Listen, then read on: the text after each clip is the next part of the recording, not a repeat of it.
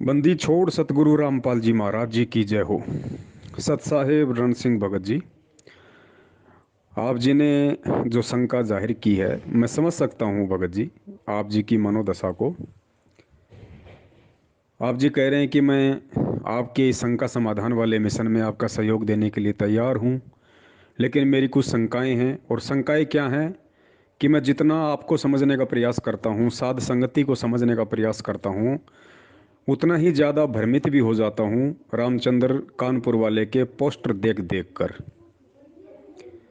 भगत जी, पिछली साध संगति में परमात्मा ने इसी पॉइंट पे जिक्र करवाया था कि भाई गीता जी अध्याय नंबर 2 श्लोक नंबर 53 के अनुसार गुरु जी हमें समझा रहे थे गीता जी को पढ़ाते समय कि जब तक कोई भी व्यक्ति तरह तरह के वचनों को सुनकर, तरह तरह की बातों को सुनकर भ्रमित होता रहेगा, वो निर्णय नहीं कर पाएगा कि सही क्या है, गलत क्या है, वो पक्ष सही कह रहा है या ये वाला पक्ष सही कह रहा है। जब तक साधक या भगत इस बात का निर्णय अपने गुरुदेव के ज्ञान को आधार बना के, जो भी साधना जिस भी संत से लेकर वो करता है, यदि वो निर्णय नहीं कर पाता है, उस दुविधा की स्थिति से ज्ञान को आधार बनाकर बाहर नहीं निकल पाता है, तब तक तो वो व्यक्ति भगत की श्रेणी में भी नहीं आता। ये मैं नहीं कह रहा, ये गीता जी कह रही है, जो परमात्मा का अटल विधान है। तो इस शंका से भगत जी आपने स्वयं ही निकलना पड़ेगा।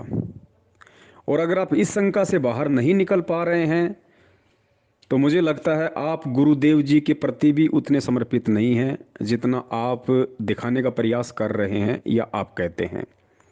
क्योंकि गुरुदेव जी के साथ भी ठीक वही स्थिति है जो स्थिति आज दास के साथ में है। गुरु जी भी जब अपने गुरुदेव स्वामी रामदेवानंद जी महाराज जी से अलग हुए, उस समय गरीबदास जी के पंथ से बहुत सारे लोग उनसे ईर्ष्या करने लग गए थे, राग द्वेष करने लग गए थे। गुरुजी को यहाँ तक कह दिया कि ये निगुरा है, इसने स्वामी रामदेवानंद जी से नाम दीक्षा का कोई आदेश नहीं लिया, ये मनमुखी रूप से अपना चिमटा गाड़ लिया। कौन व्यक्ति? जो व्यक्ति गुरुजी से राग द्वेष और ईर्ष्या रखते थे।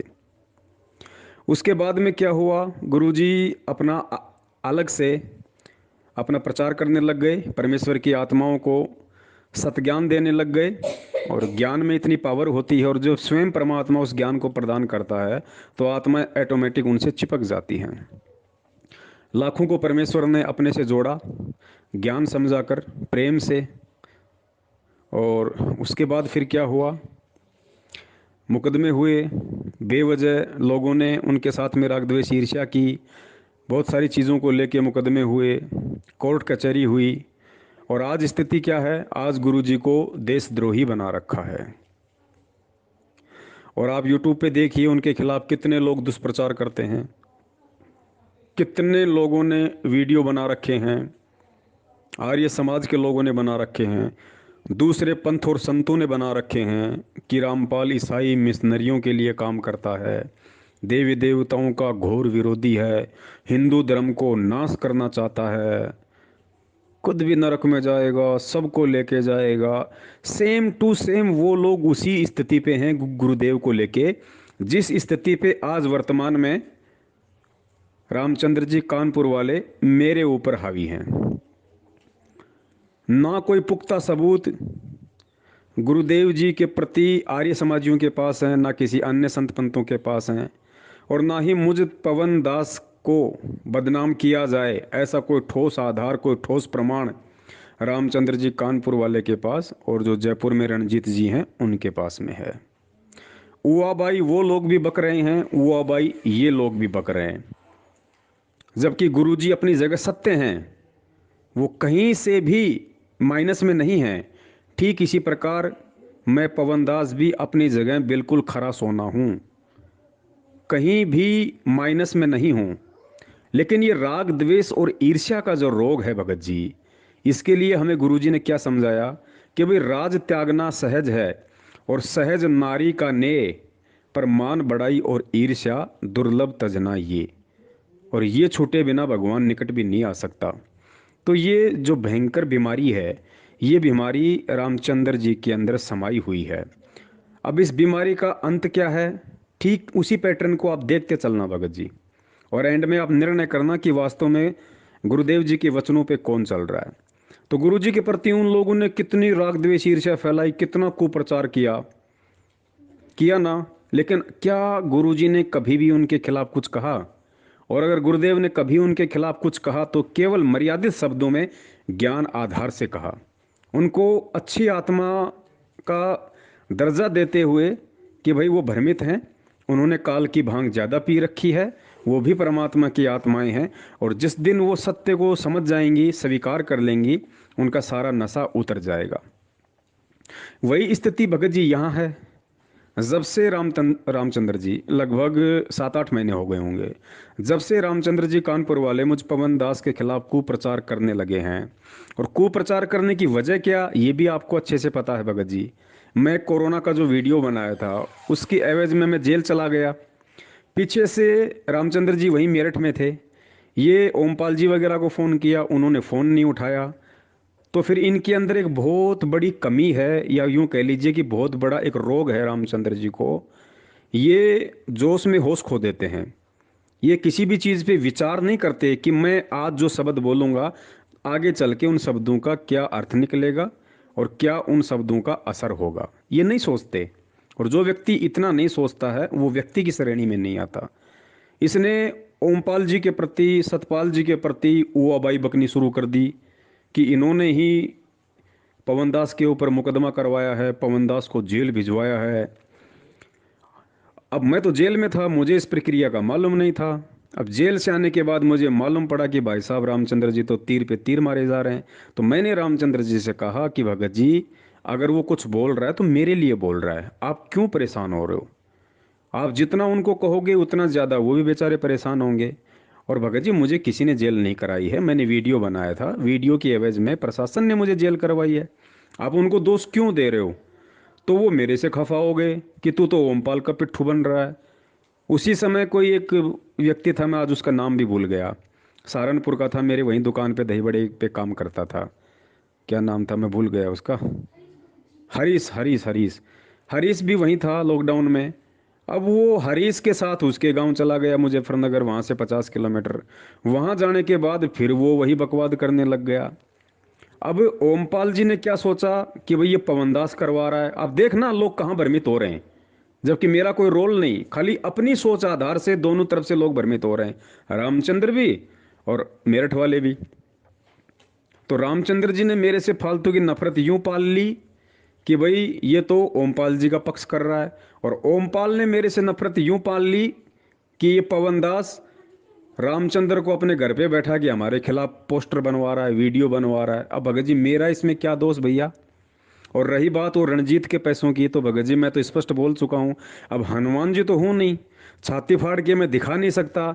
जब मैंने स्पष्ट कह दिया कि मैंने ओमपाल जी को और रणजीत जी को, दोनों को मेरठ में जहाँ मेरी दुकान थी, दोनों को मैंने आमने सामने बैठाया और मैंने कहा भाई ओमपाल जी को रजिस्ट्री के लिए पैसे चाहिए, और रणजीत जी आप कह रहे हो कि आपके पास में 4-5 लाख रुपए हैं। बोले जी हैं। तो मैंने कहा आपस में बात कर लो। दोनों ने आपस में बात कर ली। ओमपाल जी ने 2 महीने का टाइम दे दिया। वो भाई जयपुर गया, जयपुर से 4 लाख रुपए ले आया। 4 लाख रुपए लाके मेरे घर पे आया। मैंने ओमपाल जी को बुलाया, उसकी आंखों के सामने मैंने ओमपाल जी को 4 लाख रुपए दे दिए, किस्सा खत्म। अब कोरोना फिर बीच में आ गया, फिर बीच में रामचंद्र ने नाटक शुरू कर दिया। अब इस बात का तो रामचंद्र को 2 महीने पहले पता था, काफी समय पहले ही उसको पता था कि भाई रणजीत ने ओमपाल को पैसे दिए हुए हैं। तो उस समय उसने पैसों का जिक्र क्यों नहीं किया? उसने उस समय उन पैसों का जिक्र क्यों किया जब मैंने उसको यह कहा कि भाई क्यों वीडियो बनाते हो किसी के खिलाफ? उसके बाद वो राग द्वेष ईर्ष्या में आ गया। जिस बात के लिए वो पहले कुछ नहीं बोल रहा था कि ठीक है भाई उधार तो आपस में लेते ही है, कोई दिक्कत नहीं, उसी बात को आगे जाके उसने अपना मेन मुद्दा बना लिया। तो भगत जी, गलती तो उनकी है ना। हाँ, मैंने रणजीत जी से मेरे पर्सनली काम के लिए 50,000 रुपये लिए थे।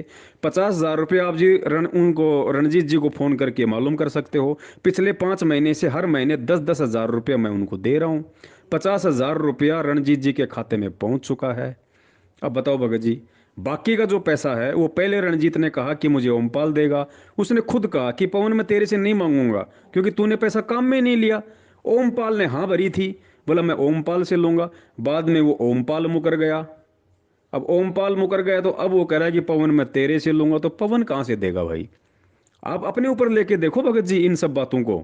अगर मेरी जगह आप हो और आप किसी भगत से किसी भगत की 4 लाख रुपए की मदद करवा दो और बाद में उस भगत की आपसे बिगड़ जाए, अब बताओ उसके बाद आप पे ठोक दे कि भाई रण सिंह जी कैथल वाले, मैंने आपके कहने पे पैसे दिए थे, आप दो मेरे को पैसे। भगत जी आप कहाँ से दोगे?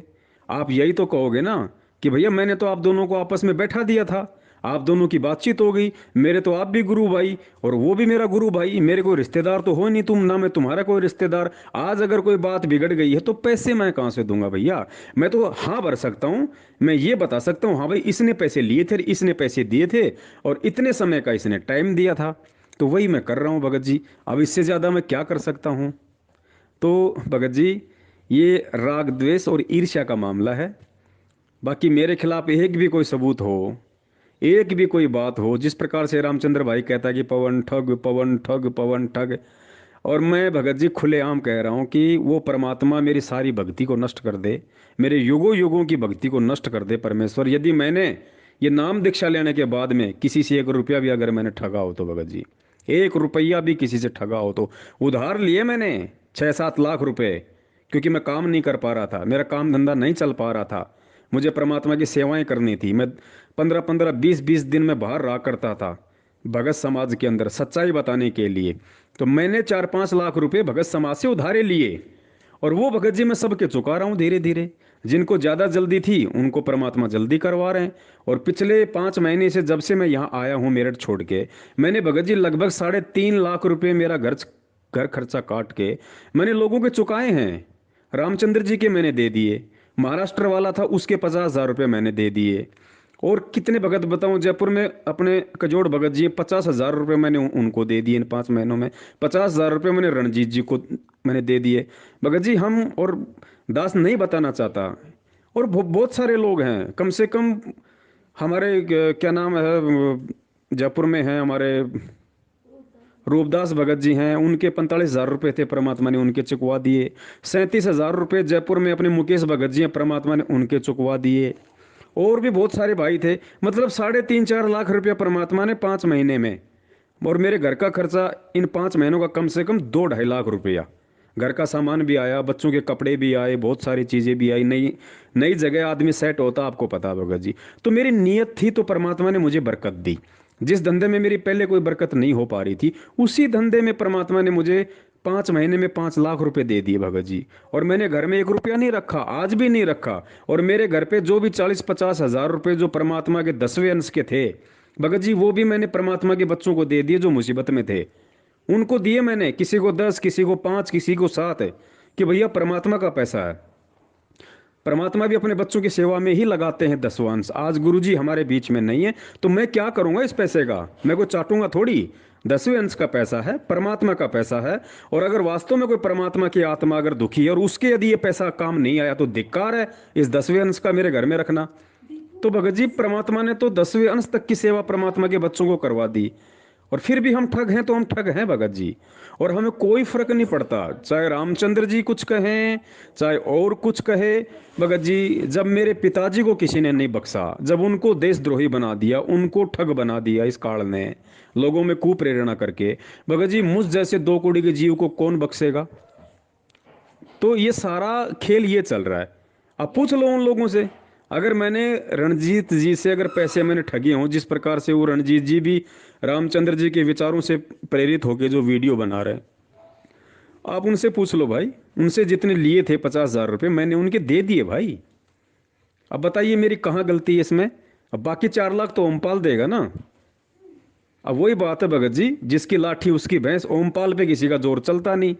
अब जब मेरठ में मैं था और वो रणजीत मेरठ में आया तो पता उसने कितनी घटिया घटिया मेरे साथ में उसने हरकतें की। मेरे घर का खाके भगत जी उसी थाली में छेद कर रहा।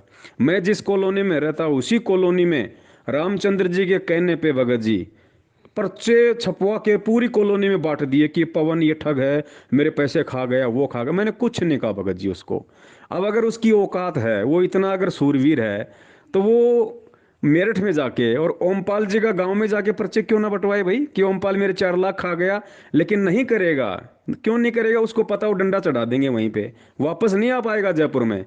तो भगत जी, हमेशा कमजोर पे दुनिया चलती है, कमजोर को ही दुनिया हमेशा दबाती है। और भगत जी, हम भगत हैं, वैसे तो हम दुनिया के सबसे अमीर इंसान हैं, हम दुनिया के सबसे ताकतवर इंसान हैं आध्यात्मिक दृष्टि से। और अगर वैसे देखा जाए तो सतगुरु के सेवक होने के नाते हम दुनिया के सबसे निम्न श्रेणी के व्यक्ति हैं, हम दुनिया के सबसे आधीन और दास भाव के हम प्राणी हैं। तो भगत जी, चाहे भगत हो चाहे भगत हो, मैं अपने पिताजी के पद चिन्हों पे चलूंगा। मुझे चाहे रामचंद्र जी कुछ कहें, चाहे आप कुछ कहो, चाहे और कोई कुछ कहे, मुझे कोई फर्क नहीं पड़ता। अगर मैं अपने बाप की नज़रों में पाक साफ हूं तो दुनिया चाहे मुझे गुंडा कहे चाहे भुंडा कहे, भगत जी कोई फर्क नहीं पड़ता। परमेश्वर की वाणी है, जय कंचन बिष्टा पड़े घटे न ताको मोल। सोना अगर लैट्रिन में भी गिर जाए ना तो उसका मूल्य कम नहीं होता। तो भाई, मेरी भी परीक्षा चल रही है, मुझे भी आधीनी भाव दास भाव में रहना भैया। मैं गुरुदेव के वचनों की अवहेलना नहीं कर सकता। अरे मेरे बाप ने तो वो सहन किया है, 2 कौड़ी के जीवों से थप्पड़ खाए भैया, उनकी गालियां खाई हैं। और मैं तो हूं ही 2 कौड़ी का असल में। तो मैं तो कुछ भी सहन करूंगा भाई, मुझे करना पड़ेगा, तभी मैं उनके वचनों पे खरा उतर पाऊंगा। और रही बात भगत जी शंका समाधान में आप जी के द्वारा सहयोग देने की, तो देखिए, ना तो मैंने कभी किसी को कहा कि कोई शंका समाधान या साध संगति के माध्यम से संगत को जगाने में मुझ पवनदास का सहयोग करे और या ना करे, ये सामने वाले की अपनी मर्जी पे है भगत जी। ये कोई भीख मांगने का मार्ग नहीं है, ये सत्य को स्वीकार करके, सत्य को पहचान के, सत्य पे चलने का मार्ग है। इसमें कोई टर्म्स एंड कंडीशन नहीं होती है। जैसा आपने कहा कि आप मेरी इन शंकाओं का समाधान करो, उसके बाद मैं सहयोग करूंगा। भगत जी, ये कोई हम कोई मतलब कि बिजनेस थोड़ी कर रहे हैं, जो मैं आपकी हर चीज़ को मानूंगा या हर चीज़ की समाधान करूंगा तब आप मेरा सहयोग करोगे। मेरा कौन सा भगत जी बच्चे का विवाह बिगड़ रहा है, मेरी कौन सी लड़की की शादी हो रही है जो मेरा काम बिगड़ जाएगा। मैं जितना कर पाऊंगा ये सेवा मैं अपने लिए कर पाऊंगा, उसका उसका क्रेडिट मुझे मिलेगा। आप करोगे आपको मिलेगा, कोई तीसरा करेगा उसको मिलेगा। मैं रियलिटी बताता हूं, क्योंकि ये परमेश्वर का मार्ग है, सत्सेवकों का मार्ग है। जिस कजोड़ भगत जी के नंबर मैंने डाल रखे हैं सतगुरुदेव जी की प्रेरणा से, मधु बहन का डाल रखा, विकास भगत जी का डाल रखा है, पंजाब वालों का। आप उनसे पूछ लीजिए फोन करके। हमारी 15-15 दिन बात नहीं होती आपस में, हम नहीं करते, क्योंकि हम सबको अपने ज्ञान आधार से चलना है। मैं किसी को मतलब बोल बोल के नहीं बताऊंगा कि अब तुम्हें क्या करना है, अब तुम्हें क्या करना है। परमेश्वर ने यदि प्रेरणा करके उन आत्माओं के नंबर डलवाए हैं तो जाहिर सी बात है उनमें कुछ है, परमेश्वर ने उनके अंदर कुछ योग्यता कुछ गुण डाल रखे हैं। नहीं तो और बहुत सारे सत्सेवक मेरे संपर्क में, उनके परमात्मा ने नंबर क्यों नहीं डलवाए? उन्हीं के क्यों डलवाए भैया? वो कौन से मेरे खास रिश्तेदार हैं? और ना इस मार्ग में कोई किसी का खास होता है। तो भगत जी, जिसकी सेवा करने की इच्छा होगी और जिसके मजबूत भक्ति संस्कार होंगे और जो व्यक्ति राग द्वेष और ईर्ष्या से कोसों दूर होगा, जो सतगुरु के प्रति समर्पित होगा, भगत जी उसको परमात्मा शिखर पे पहुंचा देगा। शिखर पे हम पढ़ा करते थे पहले, श्री कृष्ण जी के पोस्टरों में लिखा होता था, तू मेरी तरफ एक कदम बढ़ा के तो देख, मैं सारी दुनिया तेरी तरफ ना बढ़ा दूं तो कहना।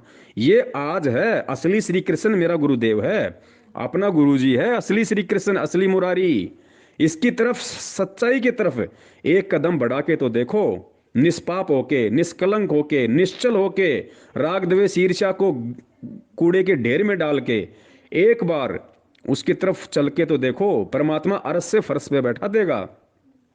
रामचंद्र जी मेरे खिलाफ पिछले 7 महीने से इतनी गंदगी डाल रहे हैं फेसबुक पे, व्हाट्सएप पे।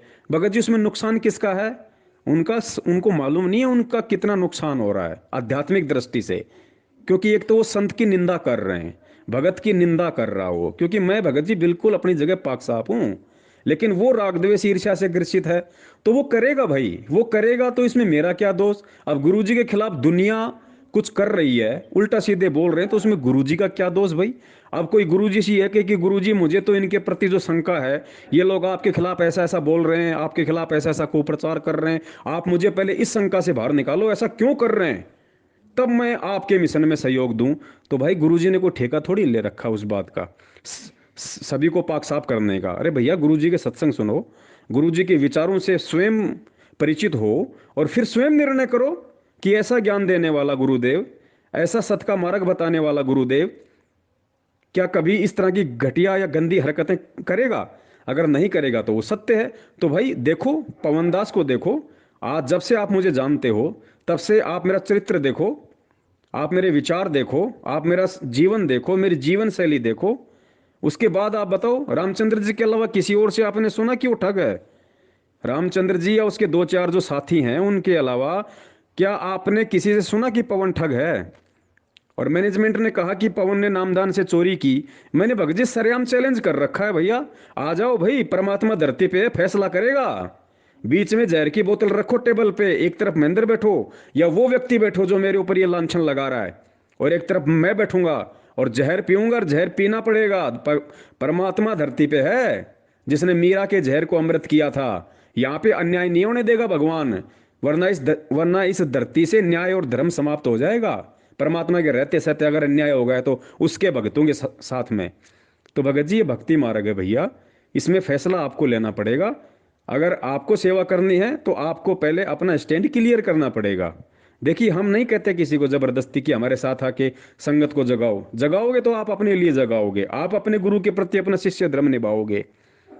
भगत जी अब दास इससे ज्यादा कुछ नहीं कह सकता। भगत जी इतनी बातें अगर परमात्मा अगर साध संगति के तहत संगत से करवाते तो हजारों की संख्याओं का और समाधान होता। ये बातें जो अपन ने की हैं इनका कोई मतलब नहीं निकलता। रामचंद्र जी नहीं समझेंगे भगत जी, मैं जानता हूं उनको। मैं आपसे पहले उनसे जुड़ा हुआ हूं भाई, 3 साल से मेरा उनसे संपर्क है। मैं उनके व्यवहार से अच्छी तरह मैं परिचित हूं। देखो, रामचंद्र जी कोई बुरे इंसान नहीं है, कोई कुचरित्र का इंसान नहीं है। जैसे नरेश दास जी हैं इटावा वाले, उन्होंने कहा कि भाई वो फरुखाबाद जाता था, भक्तों के बैग में से पैसे निकालता था। देखो, मैं इन सभी बातों का मैं खंडन करता हूं। रामचंद्र जी ऐसी घटिया हरकत ना तो कर सकता ना सोच सकता।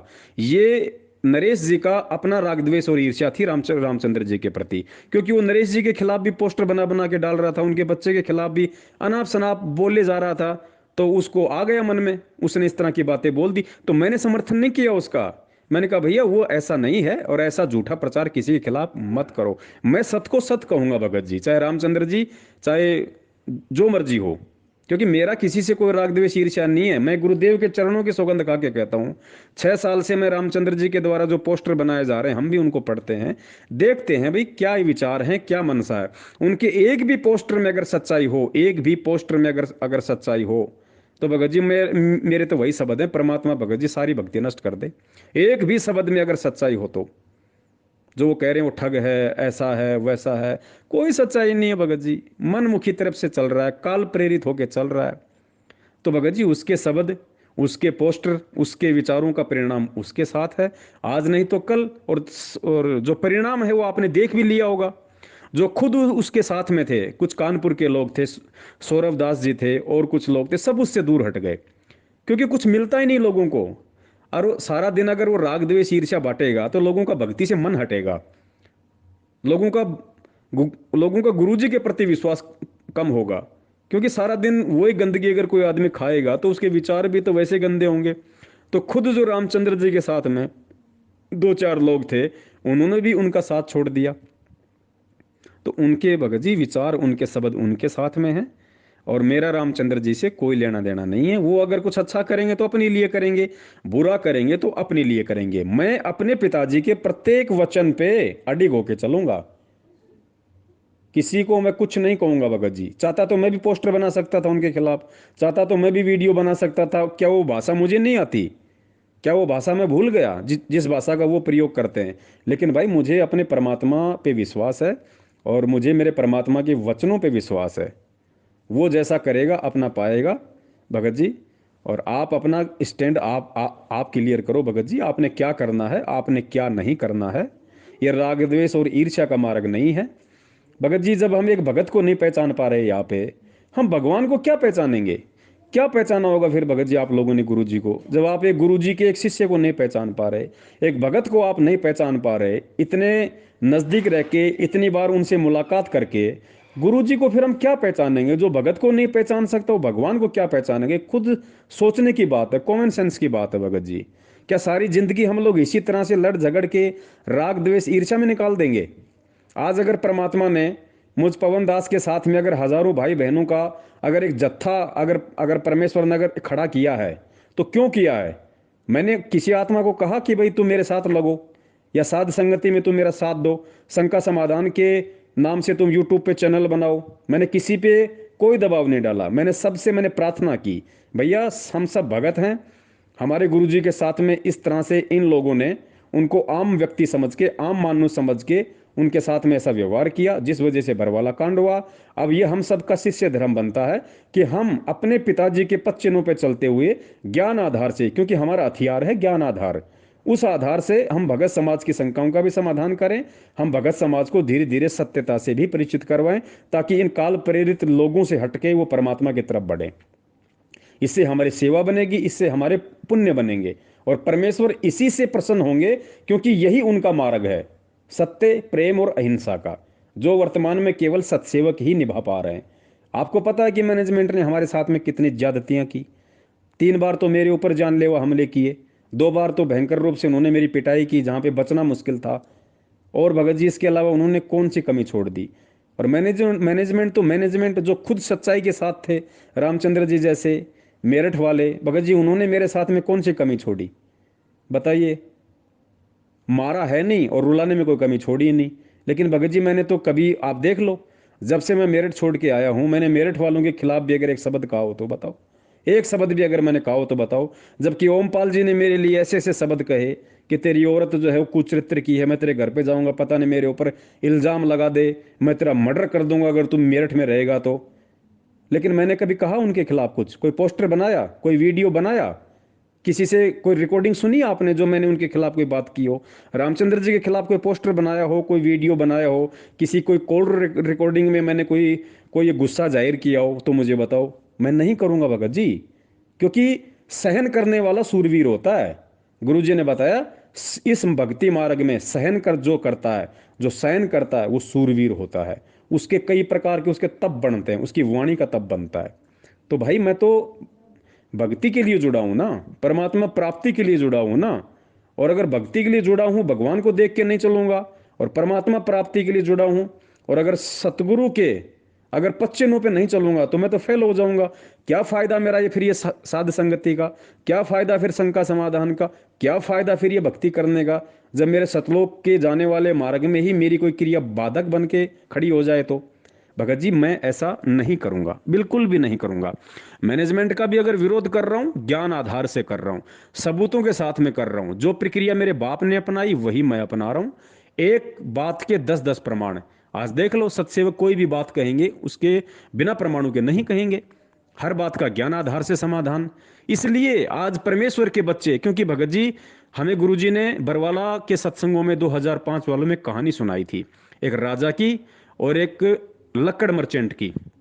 जब वो राजा उधर से गुजरता था तो राजा के मन में आती थी कि ये लकड़ी बेचने वाले को, जो ये लकड़ी का जो जो ये मर्चेंट है, व्यापारी है, मैं इसको फांसी तोड़ दूं, मेरे मन में ऐसी आती है।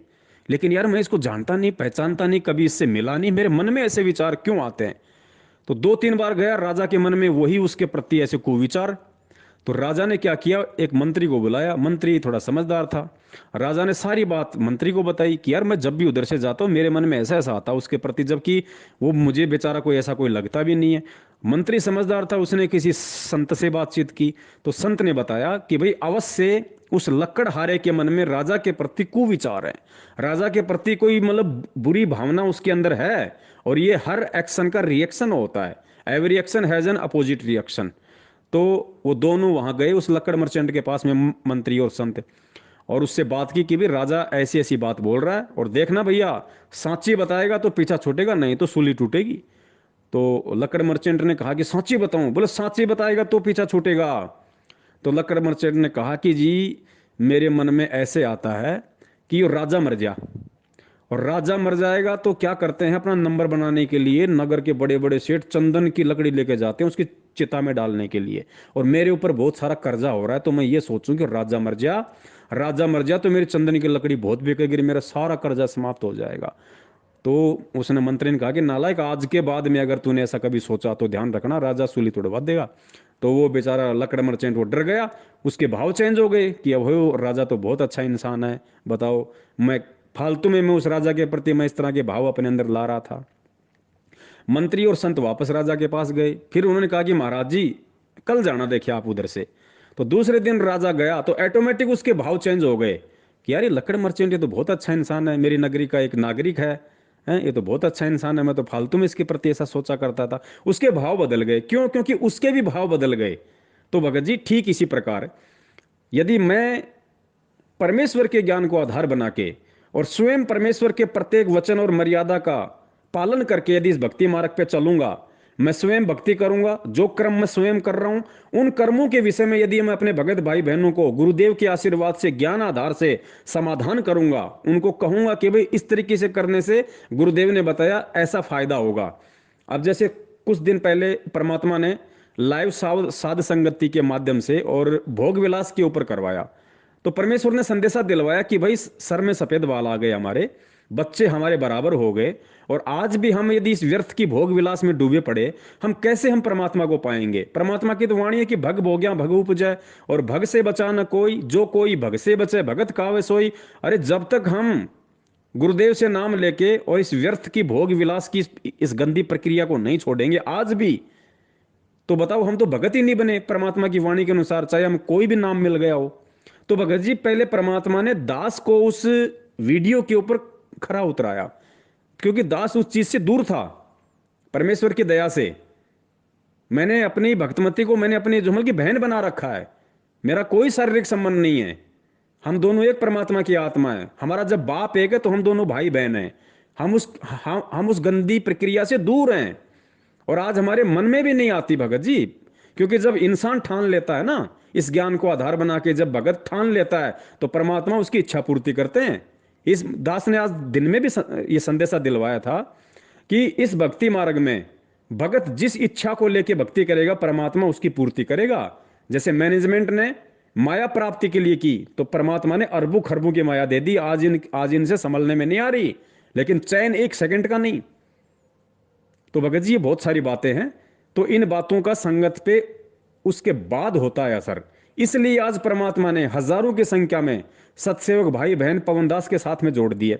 अगर पवनदास के मन में जरा सा भी ये भाव हो, और मैं आज फिर कह रहा हूं, आज वर्तमान के समय तक जो मैं आपसे बात कर रहा हूं, इस समय तक यदि मेरे मन में किसी भी प्रकार का कोई भी दुष्भाव हो इस संगत के प्रति, भगवान के प्रति, भक्ति के प्रति, यदि मेरी ऐसी कोई भावना हो कि भाई मैं कोई गुरु बनना चाहता हूं, मैं कोई महंत बनना चाहता हूं, या कोई माया प्राप्ति कोई मेरा ऐसा कोई मेरा कोई मकसद है, या मान बढ़ाई के लिए मैं ये सब कुछ कर रहा हूं, तो मैं तो कह रहा हूं परमात्मा जिंदा जमीन में गाड़ देना मुझे। अगर जिस दिन भी मेरे अंदर इतने से भाव परमात्मा अगर आ जाएं, मेरे आत्म कल्याण के अलावा, एक भगत बन के भक्ति करने के अलावा, एक सतगुरु के प्रति एक शिष्य धर्म निभाने के अलावा मेरे मन में अगर जरा सा भी अगर विक्षेप आ जाए, परमात्मा -% भी, परमात्मा उसी दिन मुझे मौत दे देना और मुझे फिर कभी कोई मानव जन्म देना, ताकि मैं आपकी भक्ति कर सकूं। भगत जी तब वो परमात्मा अपने बच्चे का नाम करता है। आज उस परमात्मा के भाई को गली का कुत्ता नहीं जानता, और आज परमात्मा ने अपने बच्चे का देश दुनिया में नाम कर रखा। लेकिन मेरी इच्छा नाम कमाने की नहीं थी, मेरी इच्छा ये नहीं थी कि मुझे संगत जाने, मुझे पहचाने। मेरी इच्छा केवल सत्य को ऊपर लाने की थी, सतगुरु आशीर्वाद से। तो परमेश्वर की वाणी है, जय तू चाले एक कदम मैं चालूं कदम 60, जय तू हो जा काठ का मैं हो जाऊं लोहे की लाठ। भगत जी, भगत सिंह ने कभी नहीं सोचा था कि मेरा इतिहास बनेगा, मेरा नाम होगा। वो केवल अपना मातृभूमि के प्रति जो उनका धर्म था वो निभा रहा था, और निभाते निभाते 18-20 साल की उम्र में फांसी चढ़ गया। आज दुनिया उसकी जयंतियां मनाती है। वो कोई मान बढ़ाई के लिए नहीं वो फांसी पे चढ़ा था, मान बढ़ाई के लिए कोई नहीं चढ़ता फांसी पे। सबको अपना जीवन प्यारा है, उसमें केवल देश प्रेम की भावना थी, देश पे मर मिटने की भावना थी, देश को आजाद कराने की उसकी मनसा थी। तो आज देखो पूरी दुनिया उसको जानती है, पूरी दुनिया। तो भगत जी यही इस दास का है भैया। मेरा सबसे पहला मेरा जो कर्म है, मेरा जो मकसद है वो है आत्म कल्याण है। उसके बाद में मेरा जो शिष्य धर्म है वो है कि मैं अपने भगत भाई बहनों को सच्चाई से परिचित कराऊं। ये मेरा शिष्य धर्म बनता है। और आज भगत होके यदि हम ये निर्णय नहीं कर पाएंगे कि कौन व्यक्ति काल प्रेरित होके परमात्मा की आत्माओं को काल के मुंह में लेके जा रहा है, और कौन व्यक्ति एक सच्चे भगत की भूमिका निभा के अपना शिष्य धर्म निभाते हुए भगत भाई बहनों को सच्चाई से परिचित करवा रहा है, भगत जी फिर हम काहे के भगत है। जब हम दूध दूध और पानी को छान नहीं सकते, नीर खीर का निबेरा नहीं कर सकते, सत्य और असत्य में हम कोई निर्णय नहीं कर सकते, तो क्या फायदा फिर ये ज्ञान लेने का? क्या फायदा फिर तत्वदर्शी संत की शरण में आने का? फिर तो जगत वाले ही हमसे अच्छे हैं। 5 आदमी बैठ के कम से कम निर्णय तो कर लेते हैं पंचायत में, क्या सही है और क्या गलत है। तो भगत जी आप स्वयं विचार करो बड़े भैया। और आप यदि सतगुरुदेव जी को लेके यदि कोई कानूनी प्रक्रिया अपना रहे हो भगत जी, ना मैंने आपका विरोध किया ना मैं आपका विरोध करूंगा। आपको जो अच्छा लगता है आप कीजिए, और मुझे जो अच्छा लग रहा है भगत जी मैं वो कर रहा हूं। मैं क्यों आपके काम में टांग टांग अड़ा के मैं फालतू में मैं आपके प्रति मतलब की बुरा बनूं? क्यों मैं किसी प्रकार का राग द्वेष और ईर्ष्या फैलाऊं? आपको लगता है कि कानूनी प्रक्रिया से गुरुदेव बाहर आएंगे, और मैं कानूनी प्रक्रिया से कोशिश करके जैसे भी आपके भाव हैं कि आप उनको बाहर ले आएंगे, या जैसा भी भगत जी, मैं ये नहीं कह रहा कि आपके अंदर कोई अहम है, अहंकार है कि मैं गुरु जी को निकालूंगा, नहीं। आपके अंदर अहंकार नहीं है भगत जी, मुझे पता है उस बात का। आपकी गुरु जी के प्रति पीड़ा है भगत जी, मानता हूं मैं, दर्द है आपको, उसलिए आप जी ये सारी प्रक्रिया अपना रहे हैं। लेकिन थोड़ा सा यदि ज्ञान आधार से यदि आप इस प्रक्रिया को अपनाओ, तो भगत जी सबसे पहले हम इस मार्ग में गुरु को परमात्मा मान के चलें। और जब परमात्मा मान के चलेंगे तो भगत जी सारे रास्ते क्लियर हो जाएंगे। गुरु जी ने क्या कहा कि जब तक हम सृष्टि रचना का पूरी तरीके से घोटा नहीं घोट लेंगे, जब तक सृष्टि रचना को नहीं समझ लेंगे, हम दुनिया का कोई शास्त्र नहीं समझ सकते। तो भगत जी ये बात यहां लागू होती है, जब तक हम सतगुरु को नहीं समझ लेंगे, जब तक हम गुरु को अच्छे से नहीं जान लेंगे, पहचान लेंगे कि गुरु कौन है, गुरु कौन होता है, तब तक भगत जी हम निशन से होके भक्ति मार्ग पे भक्ति नहीं कर सकते। भले हम कितना ही ऊपर से दिखावा करें, कैसा ही हम अपने आप को दर्शाएं, लेकिन हकीकत क्या है, हमेशा उस आदमी को कांटा बन के वो चीज चुभती रहेगी। तो आप जी स्वयं निर्णय करें। मेरा किसी से कोई राग द्वेष ईर्ष्या नहीं है। मैं किसी से जबरन किसी सेवा के लिए कोई दबाव नहीं डालता, और ना ये मार्ग कोई दबाव का है। और दबाव का होता तो परमात्मा कब का गधे की तरह हमारे कान पकड़ के सतलोक ले चुका होता। भगत जी ये ज्ञान मार्ग है। इस मार्ग में जो ज्ञान को आधार बनाएगा वही इस मार्ग पे टिक पाएगा। इसीलिए हम संगत से बारंबार ये प्रार्थना करते हैं, विनती करते हैं हाथ जोड़ के कि भैया परमेश्वर का मार्ग है, हमारा किसी से कोई राग द्वेष ईर्ष्या नहीं है।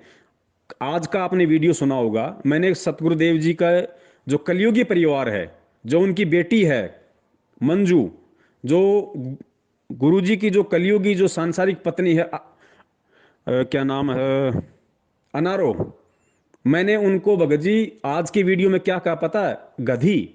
गधी कहा मैंने उनको। क्यों कहा? उसका कोई रीजन था भगत जी, क्योंकि ये पंथ दुनिया के पंथ से भिन्न है।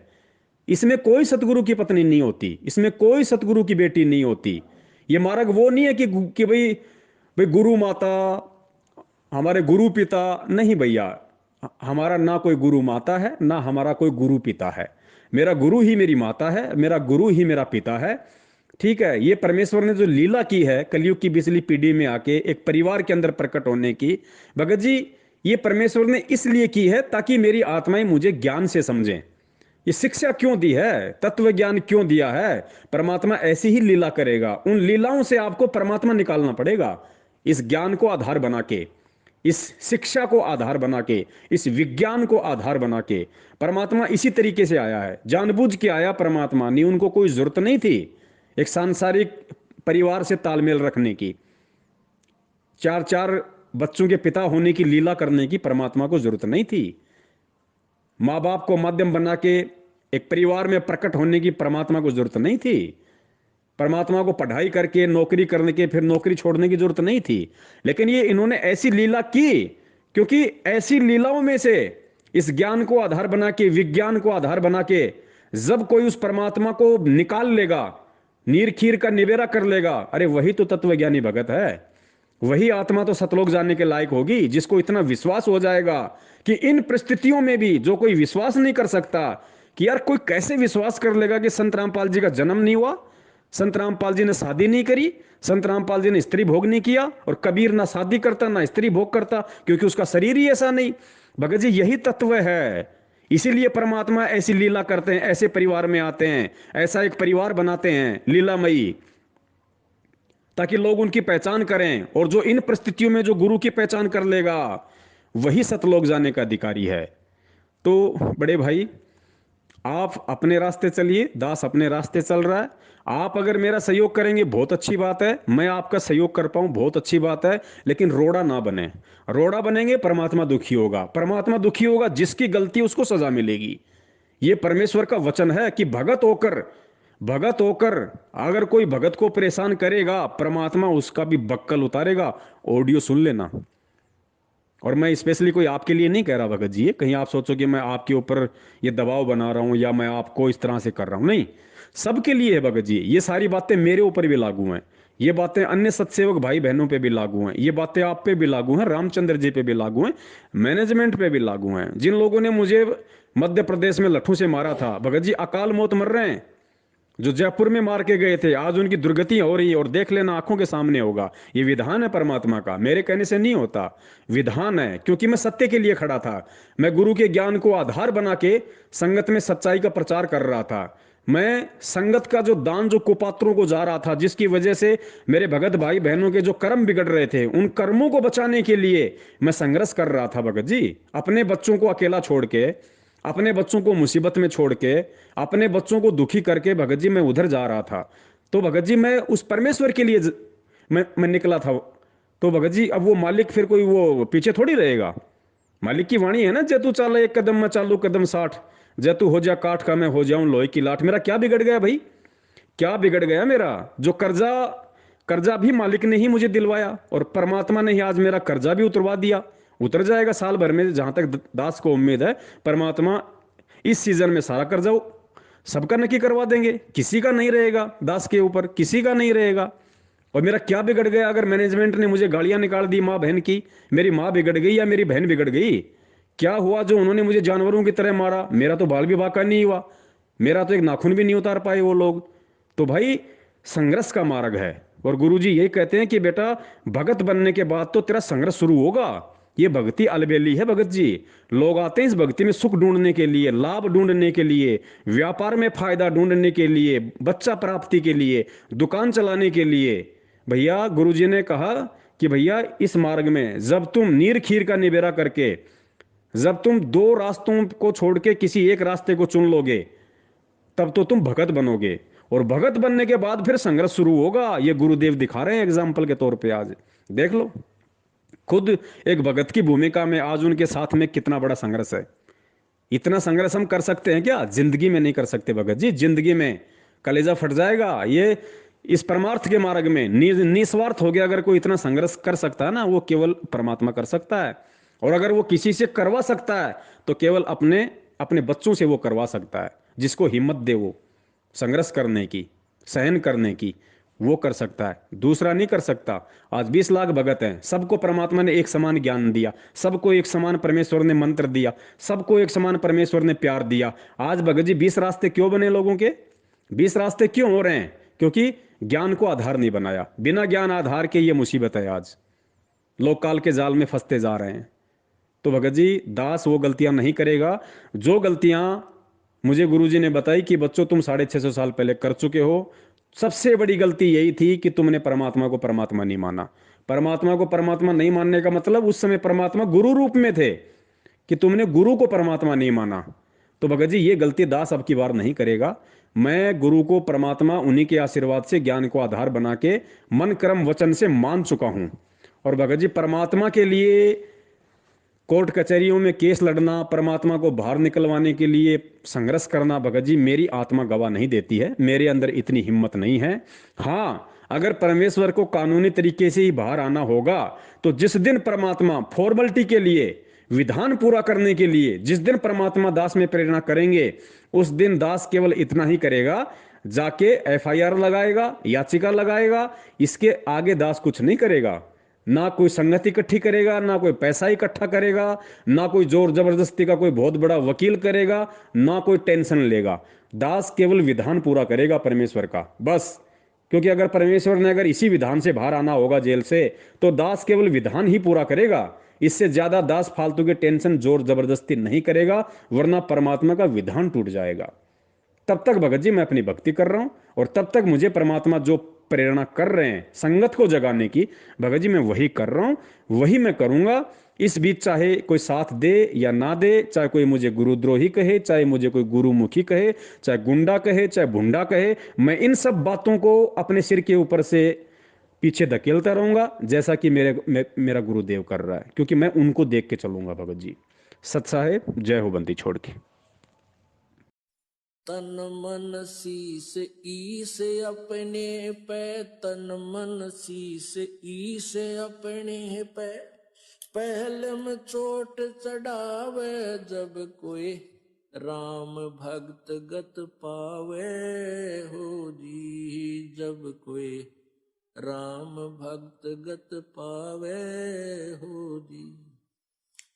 तन मन शीस ईस अपने पे, तन मन शीस ईस अपने पे, पहले में चोट चढ़ावे जब कोई राम भक्त गत पावे हो जी, जब कोई राम भक्त गत पावे हो जी।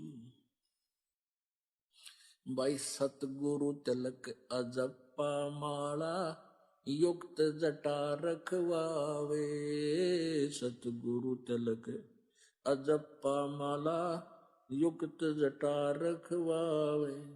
जत को पीन सत का चोला, भीतर बेख बनावे जब कोई राम भगत गत पावे हो जी, जब कोई राम भगत गत पावे हो जी। भाई लोक लाज मर्याद जगत की, तरण ज्यों तोड़े बगावे, लोक लाज मर्यादा।